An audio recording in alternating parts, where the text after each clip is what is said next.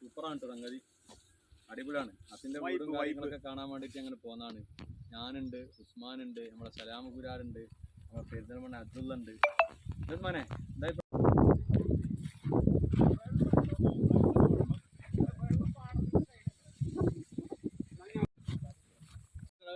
അമ്പലാണോ അത്?